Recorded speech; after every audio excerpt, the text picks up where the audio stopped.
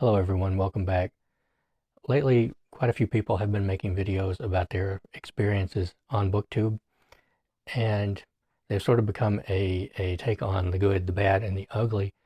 And I know a few of them. My Messy Bookshelf, Bookstalgic, I think, Steve Donahue, Robert G. Reader of Books.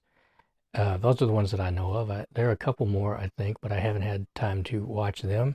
And please forgive me, I don't know everyone's name. And I'll leave links to all of those videos down below. And it it's really interesting to me because I have been wanting to make a video kind of like this for quite some time. And so I thought that I would join in. And they've sort of been going from ugly to bad to good to end on a high note. And so I thought that I would do that also. And I've just written out some bullet points here. Really, they're quite longer than that. So I might try to just read some of those out loud and then paraphrase the others just as I go along. I wanted to make sure that I hit all the points here because um, when I make a video like this, I really like to hit all the points. Like I don't like to watch a video of this nature that I have made and go, well, you left that out and you left that out. But I will try to leave some things out if they're not really pertinent. So we're going to start with the ugly. So the ugliest part of BookTube really, on a personal level, is the trolls, the people who are just out to be malicious, who are out to read into your words whatever they want to, whatever suits their bias. People who will just make up what you said, something you said, and leave a comment saying that you said something that you didn't. Um, People who just want to be mean for the sake of being mean, people who want to needle you about your vocabulary. Sometimes you might get a comment by someone commanding you to do something, and it's perfectly fine to make suggestions, perfectly fine to say, hey, your audio isn't high enough, or this or that. That's perfectly fine. Or hey, it would be interesting if you made a video about this. That's perfectly fine. But there are sometimes you get comments that are like, your audio is too low. That's all it'll be. Like in all caps, your audio is too low. Or you can just be commanded to do all kinds of things. And sometimes people will make implications about you. They will watch a video and make an implication about you based on something you said, which is not true, and they're not brave enough to actually accuse you of whatever it is they're trying to imply that you are. If you're going to accuse me of something, accuse me of something. But why leave a cowardly implication? I don't understand that. It's just to stir up drama most of the time. Um, and you know, all I have to say for some people to understand another aspect of it is Nietzschean aphorisms. Nietzschean aphorisms. Those are always fun to wake up to.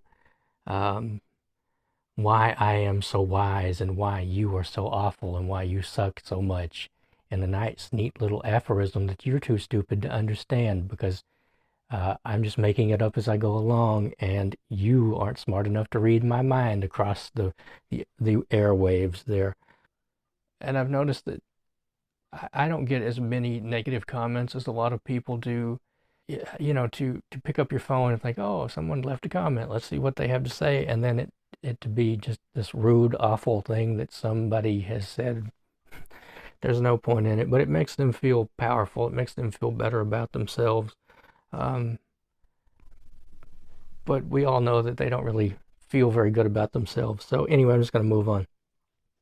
The next is that sometimes in making these videos, they make me feel insecure or vain.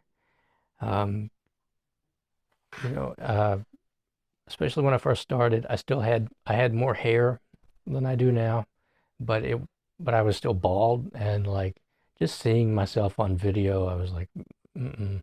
And eventually I did just shave all my hair off, and I feel actually a lot better about that. I wish I'd done that years and years ago. But there's also insecurity in like maybe I don't feel like I'm qualified to talk about something, or maybe I don't feel like I am capable of describing something in a way that would be valuable for my viewers. And so I sit down in front of the camera sometimes to make a video, and I don't make it because I don't feel like I'm going to be able to do it in a way that will give the subject justice, that will um, be valuable for the viewer. Or maybe I'll just sit down in front of the camera to make a video, and just all at once I'll just be filled with the sensation that what I'm doing is pointless. Uh, like, for instance, I was doing a tour of these shelves here, and I haven't read any of the books on these shelves.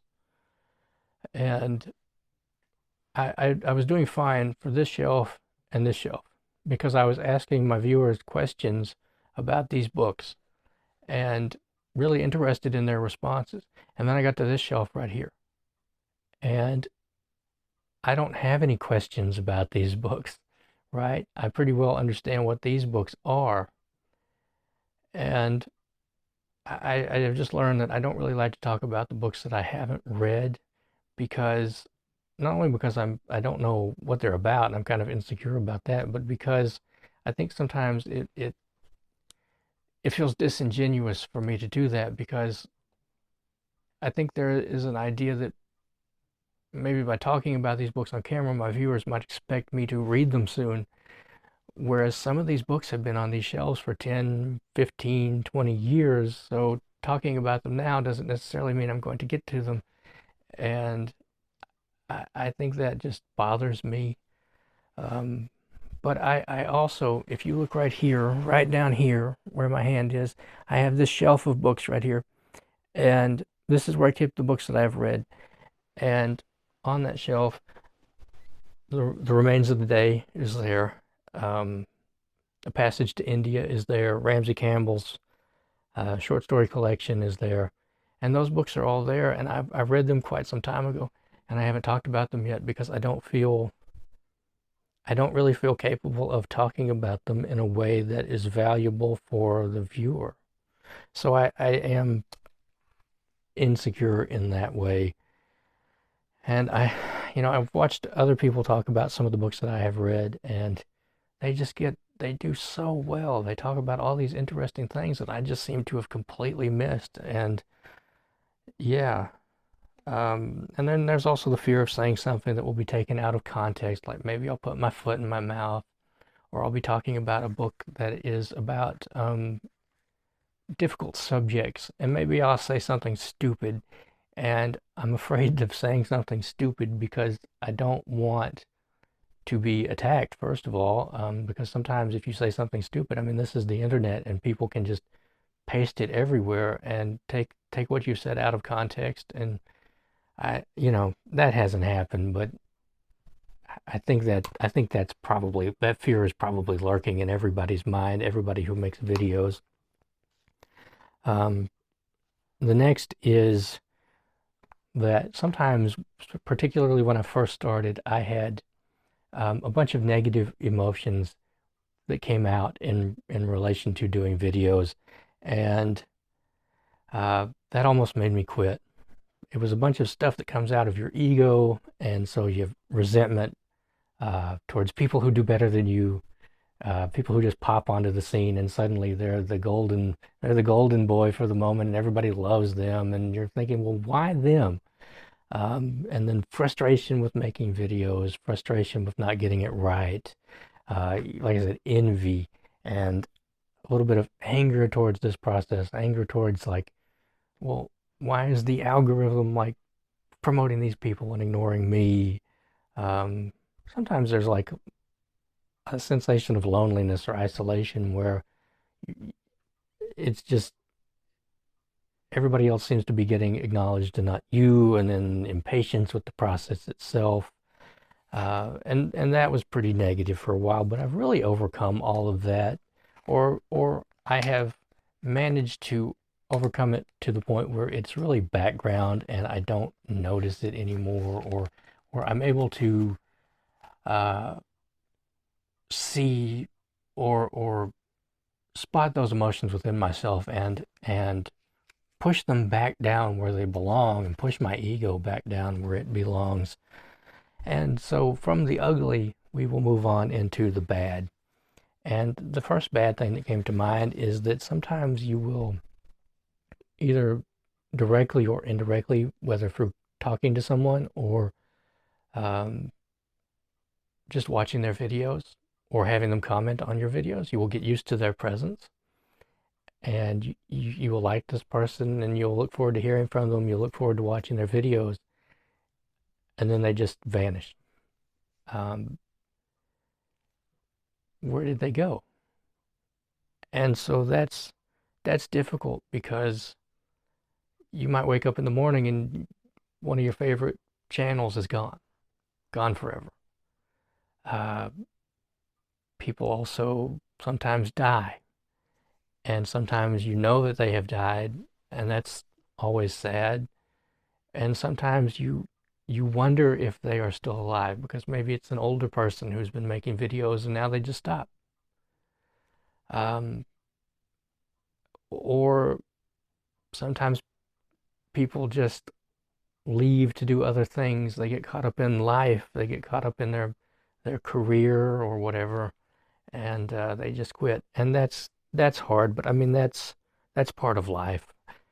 Um, yeah, that's one of the bad things about doing this. Okay, and then another bad thing is that the algorithm pushes my easy videos, pushes my haul videos. It pushes like recommendation videos. A couple times it has pushed the book reviews that I have done. My most successful video is a book review of The Outermost House, and that was really good. But most of the time, the videos that I worked the hardest on, that are the hardest for me to do, that take the most effort, they just get ignored by the algorithm. They don't even get pushed for a full day. They don't even they don't even reach all of my subscribers or anything like that. And I don't like to talk about the algorithm, but it is there and it does exist. And it is, I mean, there's all kinds of different reasons for that, right? Like the most recent video I made that didn't get a lot of traction. Well, actually, my last several videos haven't gotten a lot of traction, and that's fine. But what bothered me was that uh, my video on the Joy Luck Club got something like 30, I think it's got 36 views, one of which was mine because I watched it to make sure the audio and everything was all right. But I feel like that's one of the best book reviews that I have done and closest to being an actual book review, perhaps, of any video I've ever made. And so I was kind of proud of that. I came to that video feeling like I had something to say, like I knew what I wanted to say, and that I could, actually have a conversation with people who maybe wanted to question why I felt the way that I felt about that book, or why I had the reactions that I had to that book. And then it went pew, pew. It just, and I get that. Maybe people don't want to watch a video about a 40-year-old book. I don't know. But it is kind of frustrating, and it does sometimes um, make me second guess my ability to talk about books. And I think that's maybe the most frustrating thing. And I think that's where some people go wrong because I don't care about the algorithm in the sense that I want it to get to a lot of viewers. I don't, I've said this before, it's the truth. I don't care if this channel was ever monetized. So I'm not chasing viewers. And one of the things that you will learn as a booktuber is that just because you have 1,000 viewers doesn't mean you get 1,000 views every video. It doesn't mean you get 1,000 comments on every video. Um, I, I'm interested in that because I want to discuss the topics in that video that I have made with other viewers, and if or with viewers, I want to have conversations in the comments field. I make these videos to have conversations with you, the viewer. And so if that video doesn't go anywhere and it doesn't really get any comments, that's what bothers me. It's the lack of engagement I get on these videos that are held back by the algorithm. I don't care about, oh, the algorithm showed my video to 6,000 people when I got 20 subscribers. I mean, don't get me wrong, it's nice to have new subscribers, but I'd really rather have the engagement in the comments. And you don't get that engagement in the comments if people don't see your video. And I'm uncomfortable even talking about the algorithm because it's kind of taboo to talk about the algorithm, really, in certain circles on Booktube. And the next is that I overthink everything. I'm laced through and through with anxiety, and so if another booktuber tags me in their video, or if I watch a video of theirs, I will sometimes try to think of what to say, right? And then I don't know what to say. And I will vastly overthink that and spend like an hour trying to leave a comment, or an hour trying to reply to a comment that I've received. And that is bad. That is bad because it's this perfectionistic quality within me and this anxious quality within me coming to the forefront to prevent me from having these conversations with other people, and from telling people like, hey, I really liked your video, it was really good, and that sort of thing. And I don't like that, but that's not really a booktube problem. That's a me problem.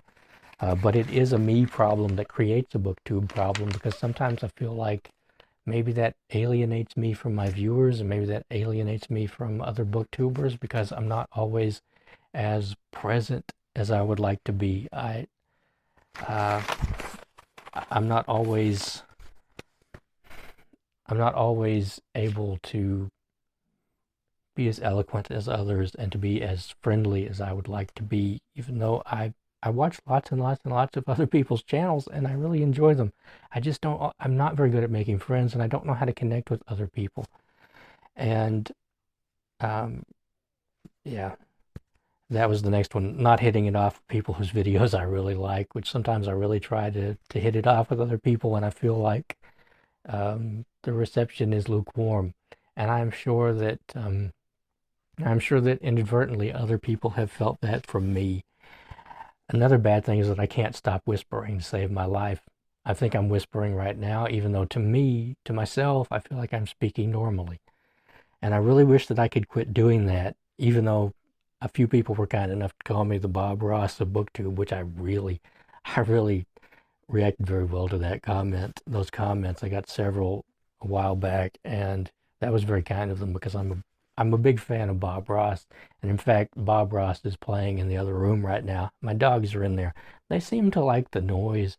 I don't know if I'm just like telling myself that they like the noise, but I've noticed that when the TV is on, like, they're not as apt to stare at me. And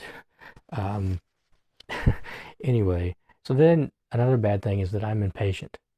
I know that probably doesn't come across in these videos at all, probably because I whisper, but I am impatient.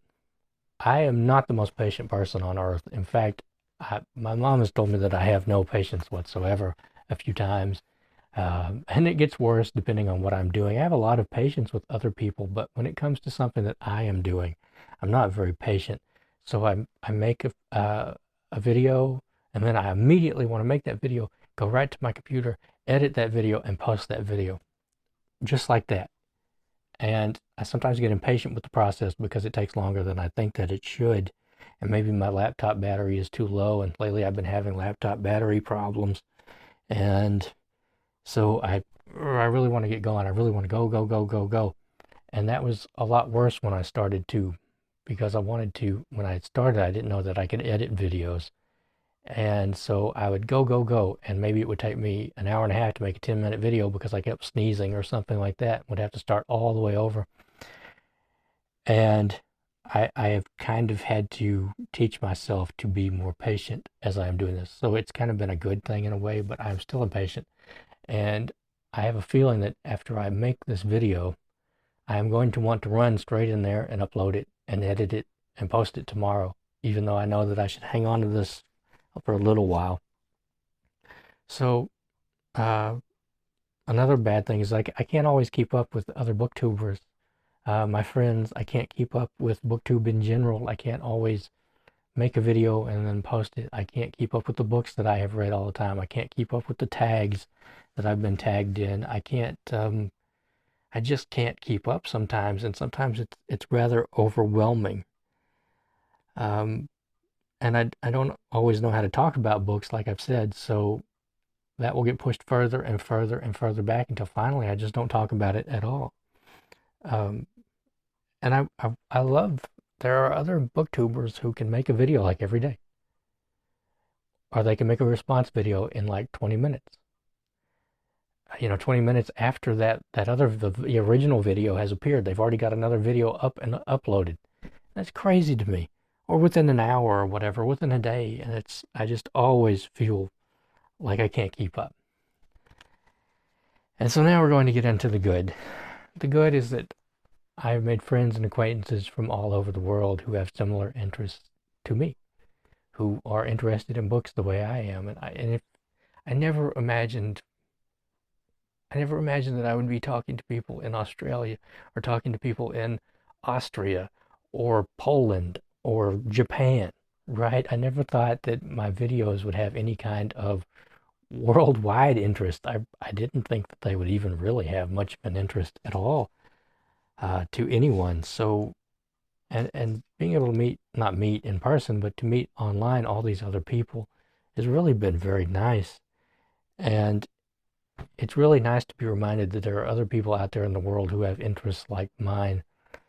And the next is having, I think I'm maybe starting to rush through this actually, but having viewers tell me that my videos have inspired them to read more, or that my videos have inspired them to read the books that I have talked about, to buy the books that I have talked about. That is just awesome. And that is sort of the reason that I got into this. It's one of the reasons that I got into this. One of the other reasons that I started my channel was because Booktube, when I found Booktube, I was in a serious depression. And Booktube really helped me out of that serious depression. And I have wanted to be a part of that positive thing that helped me so much. And the next is that I have experienced, because of doing these videos, I have experienced an actual real world drop in my anxiety, not merely in sitting here and talking to the camera, but in general. I don't know exactly why that is, but I have noticed that my anxiety levels have vastly decreased since I started my channel. I don't know if it's just being feeling like I'm good at doing something, or feeling like I'm doing something worthwhile, or it's probably all of these things. And talking to other people and being forced a little bit out of my comfort zone, a little bit out of my shell, I think that has had a really positive effect on me.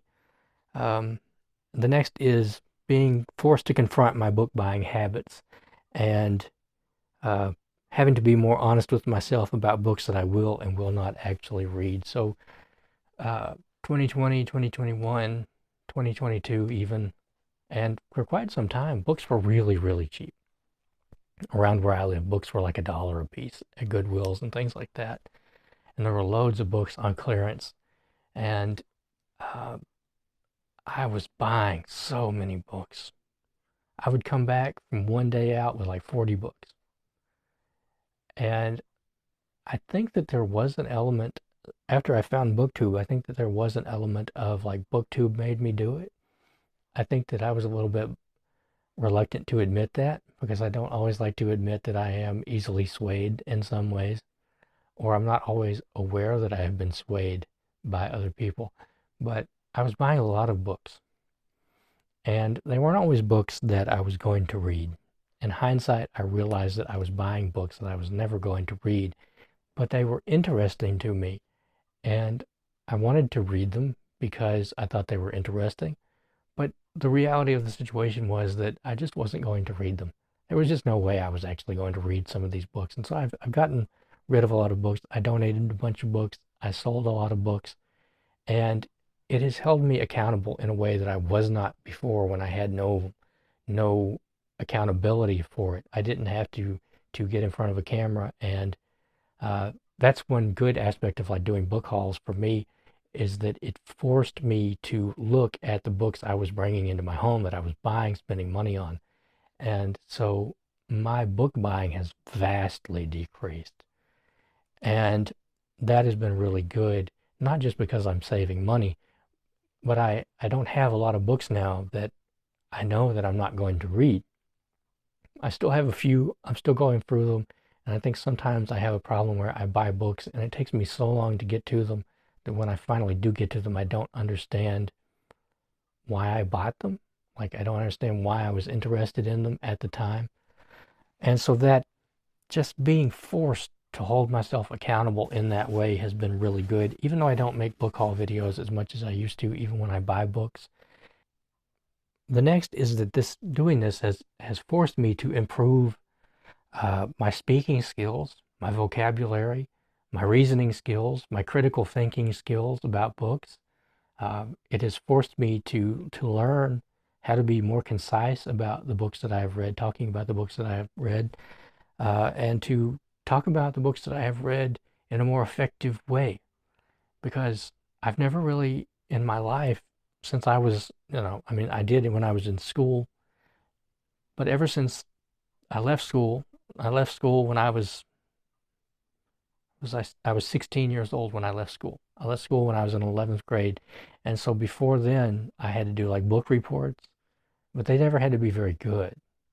And since then, I've never talked about books really in a space like this, and it has been really nice. It's been frustrating, but it's been really nice to have to do that again, to have to make some kind of book report about the books that I've read, and to think more deeply about them while I'm reading them, to be more critical about the plot and the narrative and the style and the characters and all that, and plot holes, and to be forced to put into words. I'm not being very concise here, am I? But to just to be able to talk about these books in a better way, in a more effective way, and feeling myself improve in that way, feeling my brain improve, and learning things all the time about how to do this better. That has been really positive for me. And finally, I'm going to leave on this, but it's the satisfaction of taking part in a positive worldwide community of readers. Uh, what could be better than that?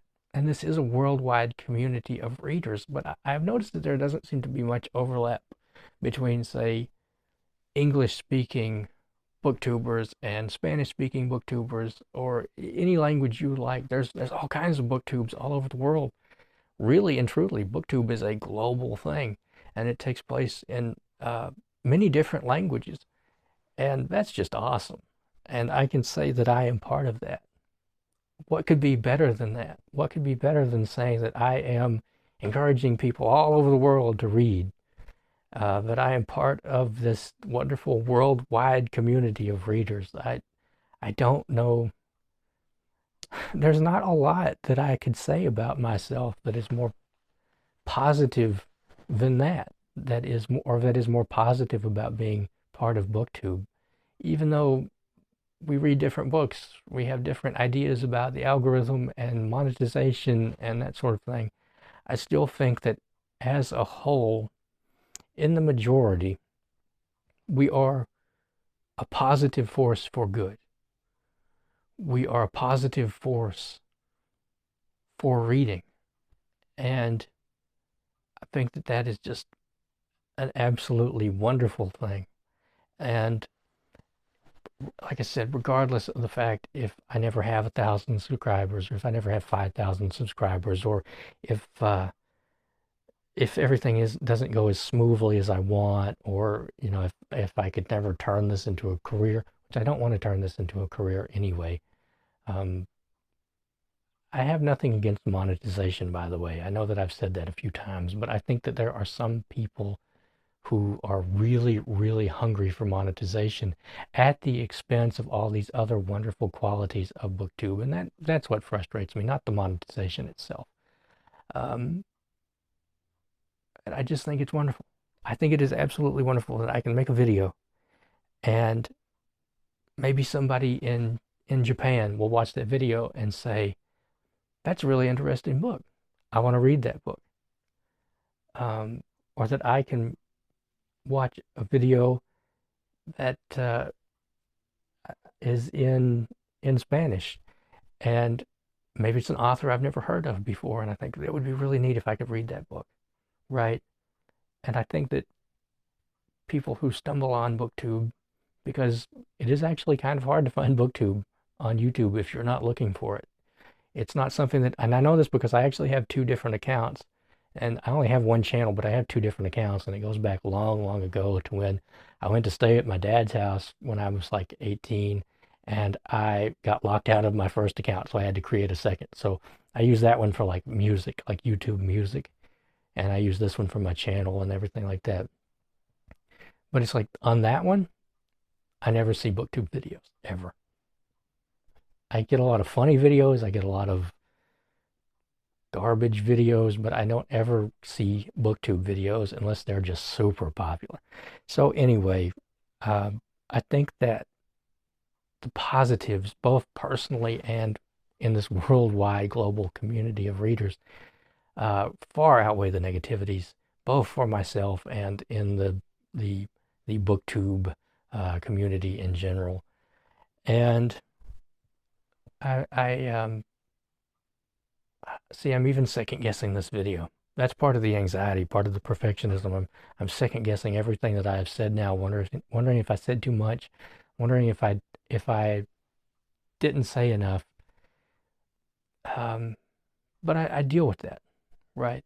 I've been dealing with that since I was 6 years old. So the positives far outweigh the negatives, is what I'm trying to say. And if you are watching this video and you don't have a channel, and you are thinking about making a channel, you've thought about making a channel, just do it, right? Just do it.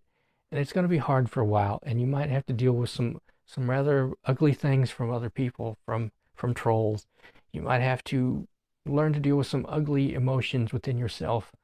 But I do feel that if you stick with this long enough, and you do have to stick with this a while to find viewers who are going to stick with you, right? Viewers who are going to come back to your videos, and it takes a while to form bonds with other booktubers. It's not something that always happens overnight. Sometimes it does, but mostly it takes a while. You're an unknown entity, and you'll have to find a place in this, and it takes a while. But my experience has been overwhelmingly positive. Now, I haven't been able to achieve everything that I have wanted to achieve. I haven't always been able to make all the videos that I've wanted to make. I haven't figured out how to make all the videos that I have wanted to make. I haven't figured out how to be friends with everyone I've wanted to be friends with. And I haven't overcome my own neurotic tendencies, my own anxieties and perfectionism, and my fear of putting myself out there and that sort of thing. But I always feel that I am improving. I always feel that I am getting better in making videos and talking about books. I'm always getting better internally. My mental health is way better since I started this channel.